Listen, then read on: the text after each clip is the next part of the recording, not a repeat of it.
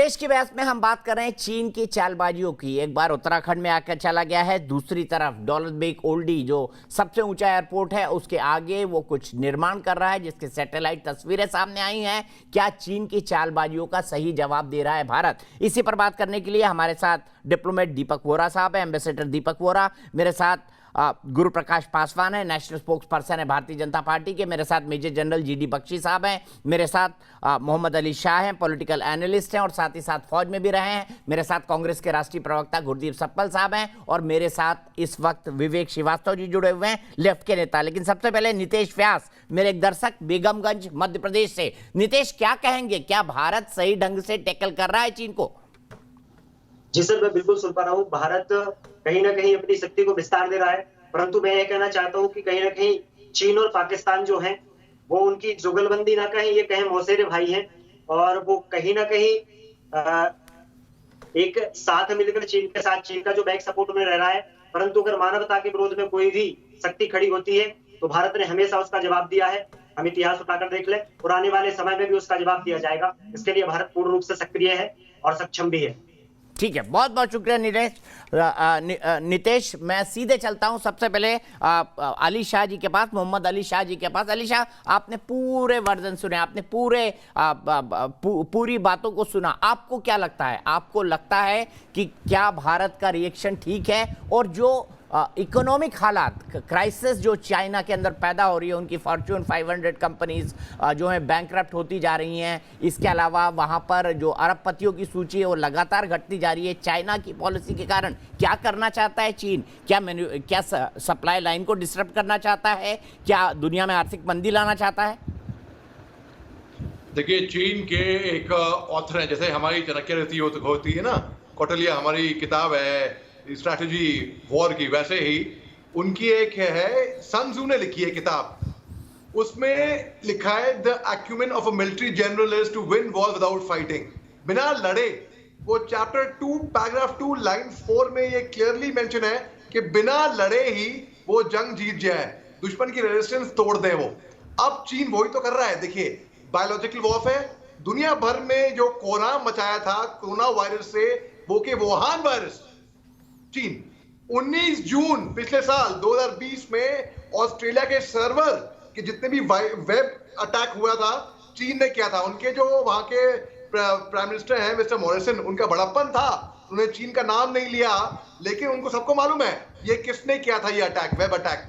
अच्छा, तो psychological warfare, चीन जो है वो एक ऐसा वाहिद मुल्क है जो एक जहाज को भी, नकली जहाज भी तैयार कर देगा ताकि सैटेलाइट इमेजरी से लगे अरे हाँ भाई चीन के पास जहाज है, सबमरीन है, ये सब है। ठीक है, अब biological warfare, cyber warfare, psychological warfare, हर तरीके का वॉरफेयर चीन रच रहा है। अब 1979 में क्या हुआ था, चीन ने नजर उठा के देखा था वियतनाम की तरफ, और जो वियतनाम उसके चाइना उस टाइम पे चाइनीज वाइस प्रीमियर थे, वो अमेरिका गए थे 1 जनवरी 1979 में, और उन्होंने कहा था कि भाई the third child is getting naughty and needs to be spanked. वहां के जो प्रेसिडेंट थे जिमी कार्टर, उनको कहा था ये बात, और ये बात कर रहे थे वियतनाम की। लेकिन 10 मार्च 1979 में जब चीन ने जुर्रत करी वियतनाम में घुसने की, तब देखिए स्ट्रैटेजी देखिए आप, तब किस तरीके से अमेरिकियों को भगाया था कम्युनिस्टों की, जैसे हमारे बीएसएफ हैं, हमारे असम राइफल्स हैं, उस तरीके से। तो जो बॉर्डर गार्ड पीछे नहीं मोहम्मद अली शाह साहब, आप जरा वियतनाम वॉर की बात कर लें, जिसमें अमेरिका को रिपेल करके एक कम्युनिस्ट कंट्री को स्थापित किया हो ची मिन ने। अली कंक्लूड करिए प्लीज, मुझे गुरजी भाई के पास जाना और गुरु प्रकाश जी के पास। विवेक जी रुक जाइए ना, आप लगातार बोलते रहते हैं। Why don't you talk of the Vietnam war के बारे में 20 पॉइंट गिनवा दूंगा और ये मेरा दावा है, आप लिख के ले लीजिए। But then ultimately the Americans were repelled, Americans intruders थे, अमेरिकन्स इंट्रूडर्स थे सर, ये बात तो एक्नॉलेज करिए। कोई चैलेंज नहीं कर पाएगा भाई, मेरी बात को कोई काट ही नहीं पाएगा, क्योंकि जो कंटेंट है, जो रिसर्च। और आप मुझे बताइए ऑस्ट्रेलिया और जापान की डिफेंस स्टैंडिंग क्या है? अच्छा, एक मिनट, मैं दोनों को रोक रहा हूँ, विवेक को भी रोक रहा हूँ, अली शाह को भी रोक रहा हूँ, क्योंकि मुझे महत्वपूर्ण बात के लिए गुरदीप सप्पल जी के पास जाना है। गुरदीप सप्पल जी, आपने सबके जवाब सुने, आपको क्या लगता है मोटे तौर पर सभी का यह कहना है कि भारत की जो स्ट्रैटेजी चाइना के खिलाफ है वो ठीक है, और चाइना जिस तरह की हरकतें कर रहा है उससे दुनिया भर में मंदी का खतरा है। भारत के अंदर भी जबरदस्त मंदी का खतरा है, अगर वहां का जो रियल एस्टेट सेक्टर है अगर वो डूब जाता है तो। आप इस चैलेंज को कैसे देखते हैं? दीपक जी, गालिब का एक शेर है, रगों में दौड़ने के हम नहीं कायल, जब आंख से न टपके तो लहू क्या है। सारे के सारे इतने लोग आपके शो पे हैं, मैं बिल्कुल मानता हूं कि सबके सब देशभक्त हैं। वो केवल इन बातों का जवाब आपके दर्शकों को दे दें कि 12 राउंड की बातचीत हो चुकी है, इसके बाद भी अभी हॉट स्प्रिंग में PP-15, डेमचौक और डेप्संग से चीनी वापस नहीं जा रहे हैं, वो कब जाएंगे।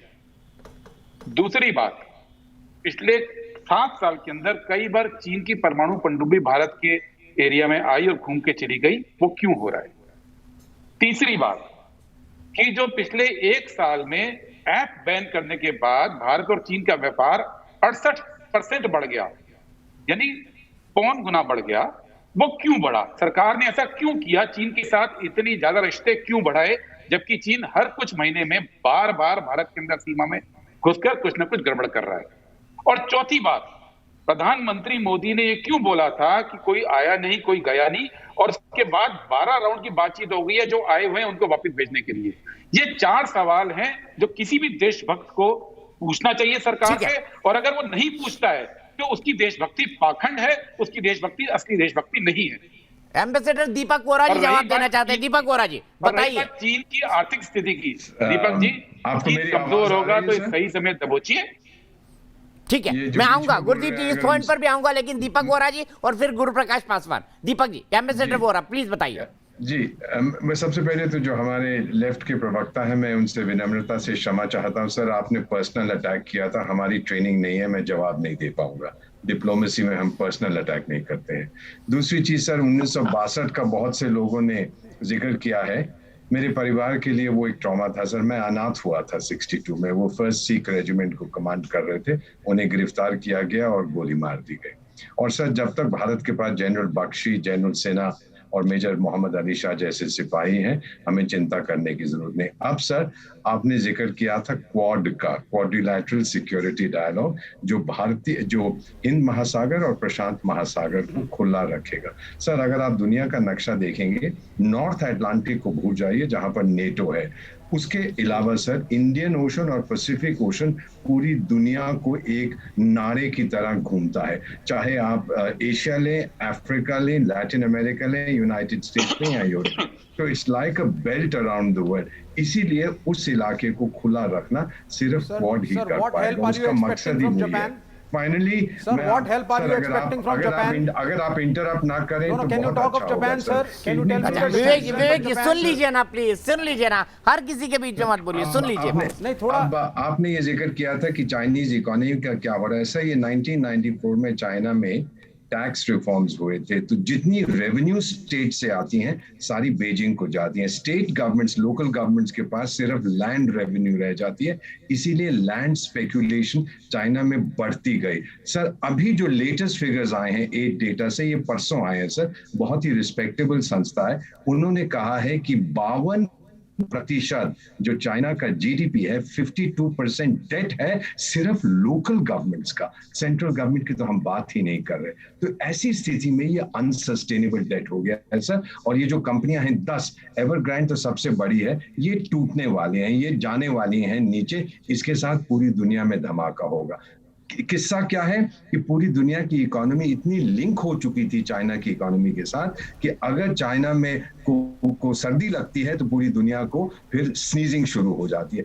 अब वो हल्के हल्के बदल रहा है, उसकी शुरुआत हो चुकी है। हमने ऐप्स बैन किए हैं सर, आप नाराज हो गए हमने क्यों बैन किए सर। मैं इतना कहना चाहता हूँ, ये छोटे जेस्चर्स से ही फिर बड़े बड़े जेस्चर्स आते हैं। हेमिंग ने ये कहा था, we begin slow then we move fast.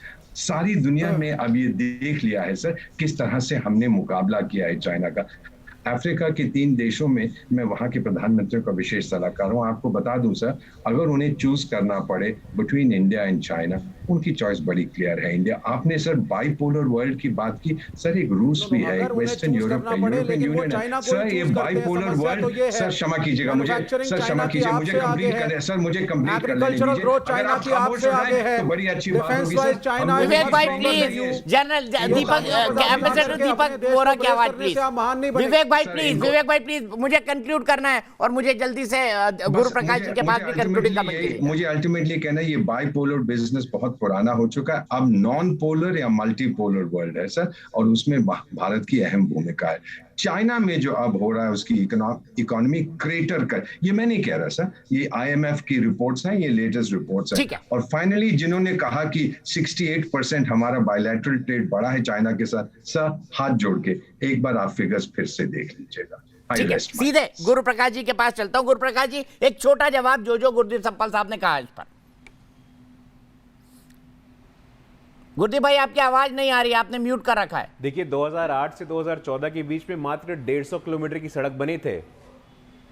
2008 से 2014 के बीच में कांग्रेस की सरकार में मात्र 150 किलोमीटर बॉर्डर सड़क बने थे। 2014 से बीच में 500 किलोमीटर बने हैं। जिंदगी भर गालिब यही गलती करता रहा, धूल चेहरे पे थी, आईना साफ करता रहा। मैं बोलना चाहता हूं पिछले 50 वर्षों में जितना काम नहीं हुआ है, पिछले 7 साल में काम हुआ है। मैं बताना चाहता हूं बॉर्डर इंफ्रास्ट्रक्चर के क्षेत्र में आपके समय 2008 से 2014 तक मात्र 6 टनल बने थे।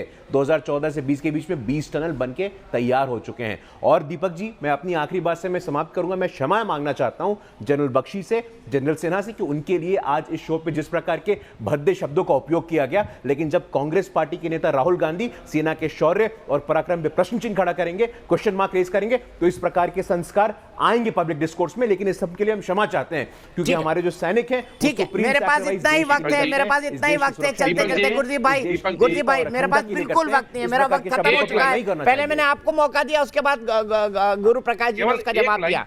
हाँ, एक लाइन कह कि जो 68% ट्रेड बढ़ा है वास्तविक फिगर है। शायद वोरा साहब कंफर्म भी कर लेंगे, बहुत सीनियर डिप्लोमेट हैं।